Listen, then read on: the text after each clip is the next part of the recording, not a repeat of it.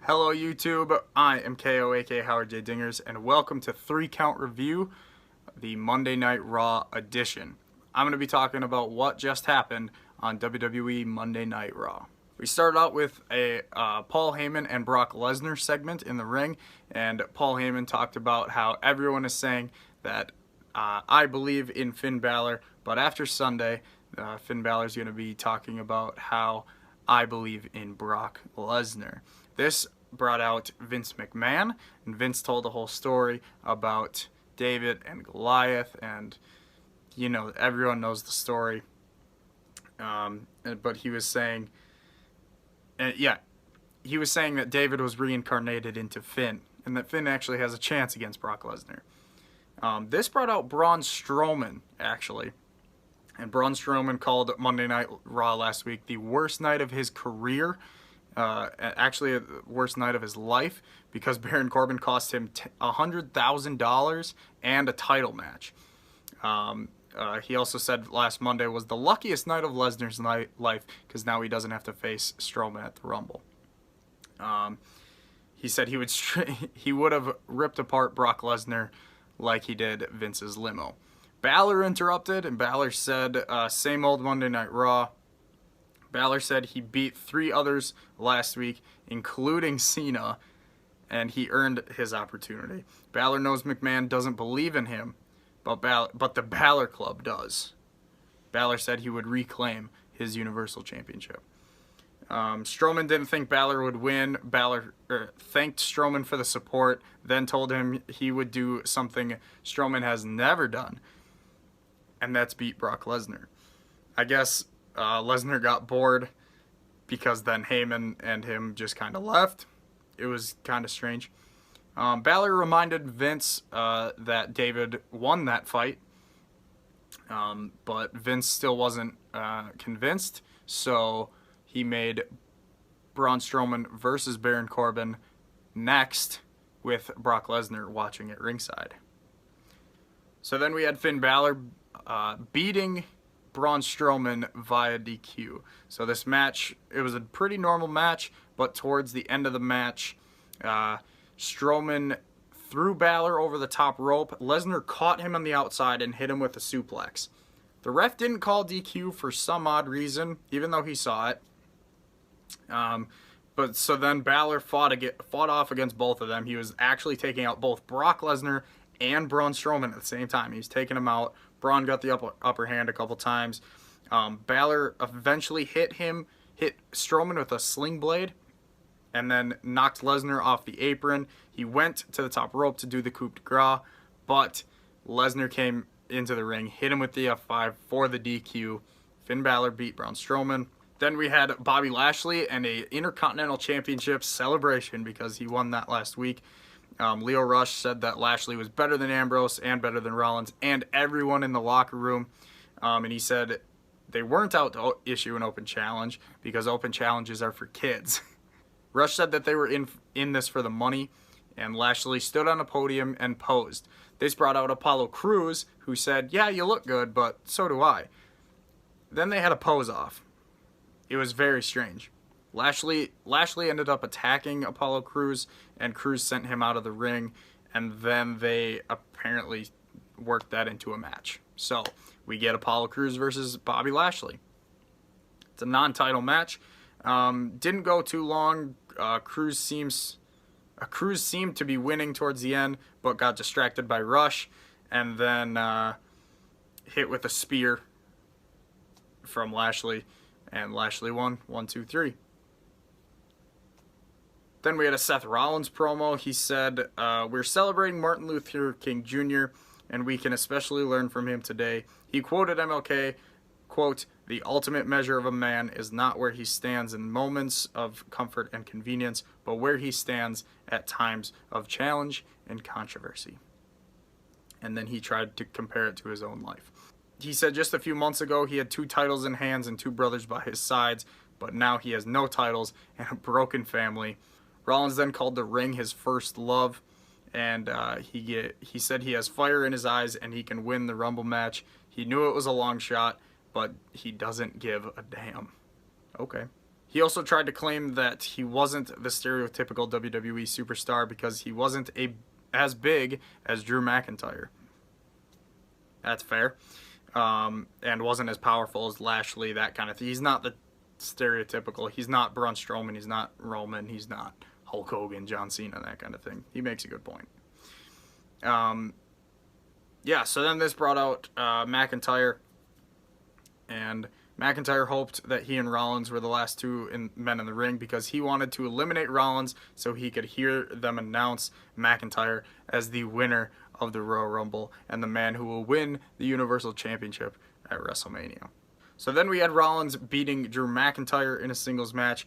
Very good match where McIntyre just kept hitting big move after big move after big move. Rollins kept kicking out, eventually got a roll up for the win. I'm not sure how much this plays into the Royal Rumble. Rollins seems to be an odds-on favorite, and this might have been them building him up, or maybe this was something to throw us off, and maybe they're going to have Drew win. Who knows?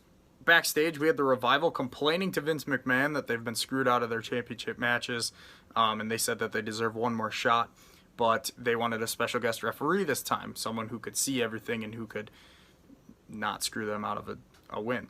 Curt Hawkins showed up, and before he could ask for anything, McMahon said, no, you're not getting a match. You've lost too much. But, these guys are looking for a ref. You're going to be a ref tonight. So Curt Hawkins is going to be the special guest ref in the Tag Team Championship match later in the night between the Revival and Bobby Roode and Chad Gable. Ambrose was backstage. He said Rollins using an MLK quote was cute, and he had an MLK quote of his own. Quote, "Injustice anywhere is a threat to justice everywhere." That's fitting for the Shield. I really like that, actually. Ambrose called it a glaring injustice that he was not IC champion. He wanted Rollins and Bend Over Bobby, great nickname, that he would go after them in the Rumble match and eliminate both of them. He said, Ambrose went on to say that 2018 was not his year, and he spent the better part of it in a hospital and literally drove his body into the ground with no gratitude to come with. He said the Rumble would be his shining moment, his miracle on ice. This Sunday, justice will be served. Then we had a 6-man tag match. Lucha House Party beat Jinder and the Singh Brothers. Not sure what to make of this. After they played the EC3 video package, and then he was just in a mirror while Dana Brooke was asking him questions, and he wasn't allowed to talk for whatever reason. Elias went to the ring before he could perform. Baron Corbin interrupted, and Corbin still gets a lot of heat. Everyone still hates him. He got chants of you got fired. But then Elias performed a song. He wondered why Corbin still wore his vest. And yeah. Then they had a match. Baron Corbin beat Elias. Clean, kind of clean actually. He hit him with a throat chop, and then the end of days. Apparently the ref didn't see it. It looked like he was looking at it. It was poorly executed, but yeah. Then we had a moment of bliss for the third time, for the third week in a row. Bliss plugged the Royal Rumble match. She listed every woman that was in the match. She introduced one of the favorites, Nia Jax. She asked Nia who she would face if she won the Rumble. Before Nia could answer, Ember Moon interrupted, and this just kept happening. People kept interrupting. Alicia came out. Mickie James came out. It looks like the Riot Squad, Tamina, Dana, and Nikki Cross all came out. Bliss stood on the top of the chair and told them to stop being chatty. She told them to calm down. So then Jax was like, yeah, calm down. And then she pushed Ember Moon. They all started fighting, and they spilled into the back. It was weird and awkward. They all disappeared, and then Alexa's just out there, and she goes, well, everyone's going to remember this moment of bliss because I am officially announcing that I will be in the Royal Rumble match. Alexa return confirmed. I love it. I love it. I love it. Alexa is back. That's really good for the women's division. But before the segment ended, Lacey Evans came out. Her music hit. No one knew who it was. Lacey said that the winner would not be a sawed-off girly little runt. That's what she called Alexa. Evans said that she would win. Cool. I like this placement for Lacey Evans. I think that was a really good use of her to come out. Next, we had Heavy Machinery making their actual main roster debut. They had a match against the Ascension, which they won in 2 minutes. It was a great match. It was just a best of match where they did all their moves to get the crowd introduced to who they are and what their moves are. But this was fun. I love Heavy Machinery. I don't really mind what brand they go to. They're going to be fun either way. They were super fun to watch. They're very entertaining, and I love it. Then we had the Tag Team Championship match.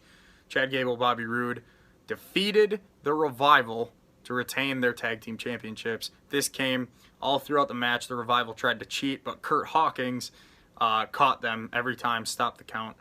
Towards the end, the Revival tried to get another assisted cover, but Hawkins broke it up, which allowed Gable to roll through with a roll-up for the win. After the match, Curt Hawkins was trying to explain his actions, and the Revival weren't having it. They started beating him up, and who comes out for the save? Zack Ryder comes to save his former tag team partner, and Zack Ryder took out both members of the Ascension. Not sure how I feel about that. But yeah, Zack Ryder and Curt Hawkins back together. Could be interesting. Ronda Rousey then told Dasha that she's been thinking if she owed Sasha Banks an apology, but realized she didn't owe her anything.